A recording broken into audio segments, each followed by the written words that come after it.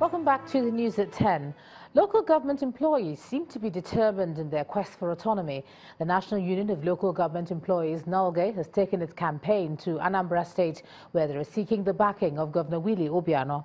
The union, led by its president Ibrahim Khalil, met with Mr. Obiano at the Governor's Lodge in Anambra.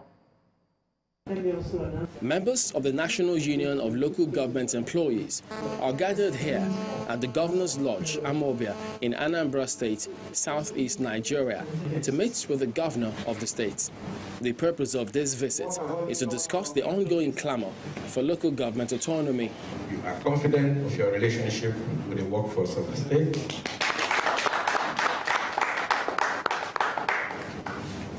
And that the collective stand of the workers of the state in support of your administration and your aspirations remain intact. By demanding for better local government system, Your Excellency, we are not saying there shouldn't be any relationship between states and local government. We are not saying there shouldn't be any relationship between central government and local government. But what we are saying, Your Excellency, is let's try to structure local government in a way and manner constitutionally they will have some degree of autonomy to perform and deliver on their mandates. The governor pledges the state's support for their cause, but cautions on some of the challenges autonomy could pose to the local government administration. I do agree with the restructuring of the law, among other things. But I'm only bringing to bear some of the information you need to know that it is not in all instances that money will be, there will be money on the side of, so when, for example, when you have autonomy in that circumstance, what happens? How do you take care of that challenge? The clamor for autonomy is gaining momentum in almost all parts of the country. However, it appears it's still a long way to actualizing the dream due to the processes required to make it a reality. The Katsina state government is to engage the Federal Ministry of Power, Works and Housing and other independent generating companies to develop the state-owned government projects. Now, the governor, Aminu Mazari, is concerned about the challenges facing the state's power sector and Nigeria as a whole.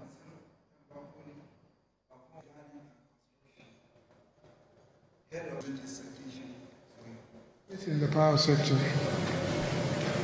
not only as a state, but as a nation. We have so many pending projects. Some are at various stages of progress. So there's a lot of contact to be made with the Ministry of Power and also the companies that have indicated interest with regards to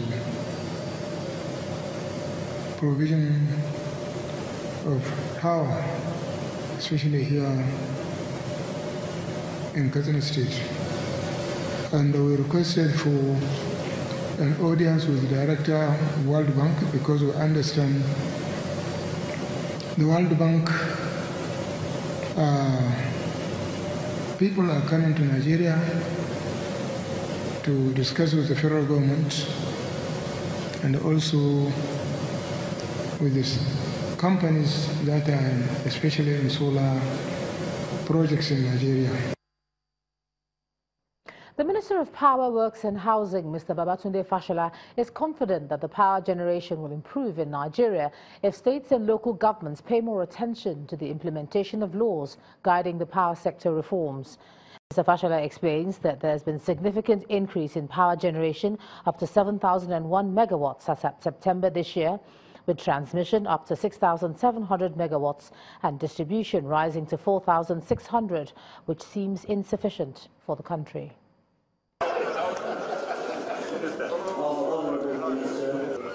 It's a gathering of professionals at the National Council of Power Conference holding in Jos Plateau State, north-central Nigeria. The program is chaired by the Minister of Power, Works and Housing.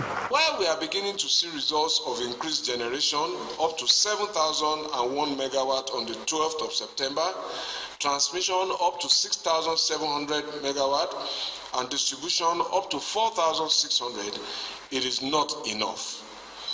The theme of this year's meeting therefore provides an opportunity to share with state representatives and other participants what the PSRP is all about. We are in full support of the national power goal of 30-30-30 being pursued by Nigeria towards not just improving power supply, but doing so with emphasis on increasing the contribution of renewables in the national energy mix as we join the world to combat and mitigate the adverse effects of climate change. The week-long program is centered on transmission, distribution, rehabilitation and expansion strategies towards the energy mix in the country. What we need to do it in line with the laws, in line with the market viability needs, and engage the Nigerian people to be able to understand that power is not free, it's not cheap, but they must pay for what they use. Private development partners appeal to willing investors to contribute to the growth of the Nigerian power sector.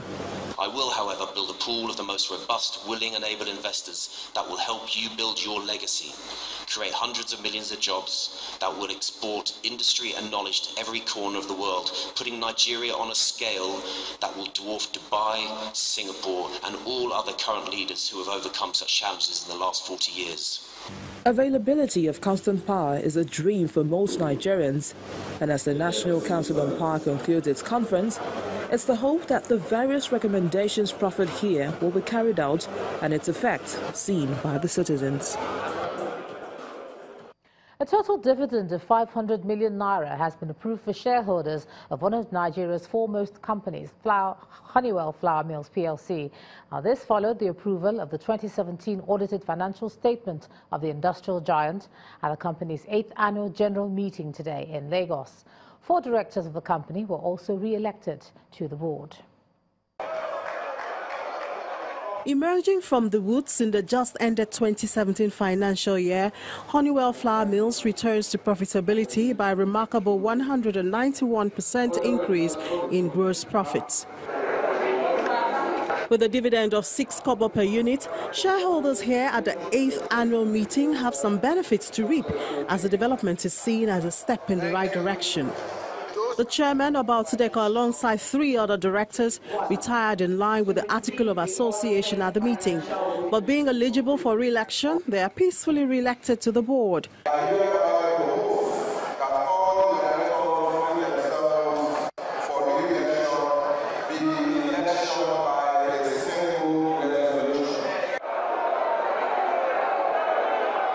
This is followed by the overwhelming approval given for the proposed dividend.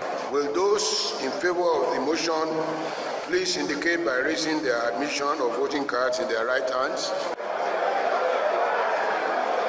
Thank you. Concerns are raised about the delay in the Shagamu Ogun State expansion project. To this, the board gives a completion date.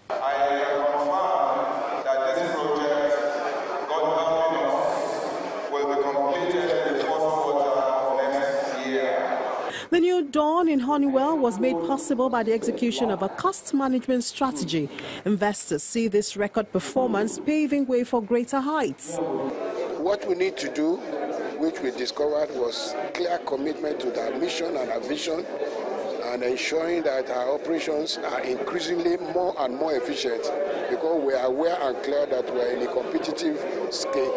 Our sector is very, very competitive, and therefore it's only efficiency that can drive our performance, and that is the credo on which we work. By year end, we should return a performance that will be over and above what we have returned this year. It's the projection of shareholders that the dividend for the year that we will consider next year, by the grace of God, will provide a dividend above 20 kobo, or thereabout. Honeywell has remained a leading brand in the flour milling industry, revolutionizing the market with variants of staple foods and consistently enabling consumers to conquer hunger. And for the rest of the business news, here's Anne Wilder.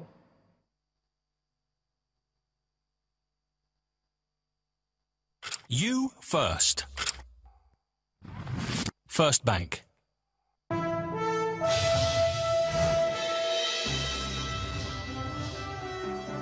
Thank you, Ijoma, and welcome to Business News. We begin with some cheery news for Nigeria, as it has now been given a 7-month extension for unlimited crude oil production at a meeting of the Joint Ministerial Monetary Committee of OPEC and non-OPEC countries, which has ended in Vienna, Austria today. Nigeria's Minister of State for Petroleum Resources, Dr. Ibe Kachuku, said that although progress has been made in the country's production recovery efforts since October last year, it is not yet out of the woods. He says Nigeria will be prepared to limit its crude production when the output stabilizes at 1.8 million barrels per day. Africa's largest cement producer, Dangote Cement PLC, may report $3 billion in group sales in 2017, but that's if plans to acquire South Africa's PPC cement facility is successful. In a report released today by the investment and securities firm FBN Quest, Dangote Cement's group sales in the current year is forecast at $2.3 billion as a standalone equity, while South Africa's PPC sales is estimated at $700 million. Now, if Dangote Cement picks up 100% equity stake in PPC of South Africa, the Nigerian giant will have to issue around 1.3 billion additional shares, excluding premium or goodwill. Today's trading session at the Nigerian Stock Exchange has seen a quick and moderate recovery by blue-chip equities after the slight decline recorded yesterday. For more, let's join BC Adebayo.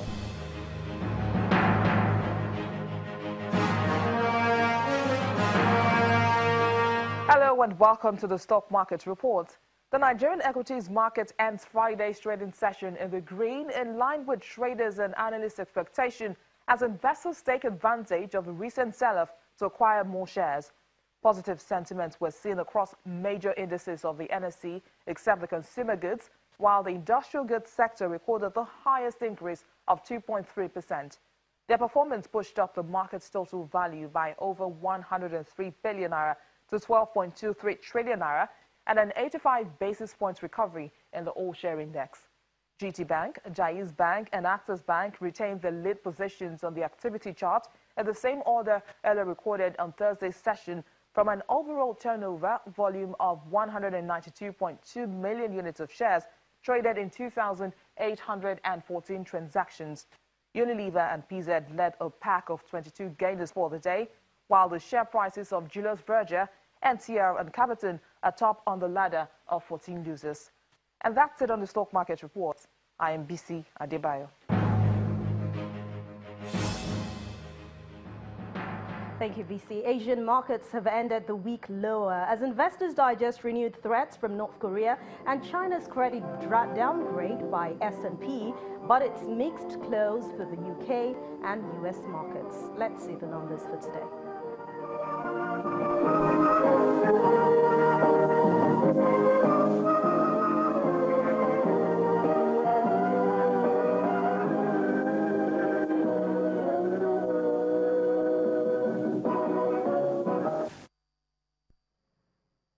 Thank you for watching Business News tonight. I'm Anne Nwawado. The rest of the news at 10 continues with Ijoma.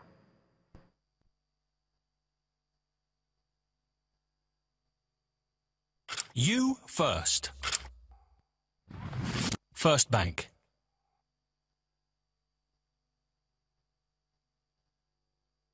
Thanks a lot, Anne. Still ahead on the news at 10, Nigeria's men's basketball team, the Tigers, begin chase for a place at the China 2019 FIBA World Cup in November.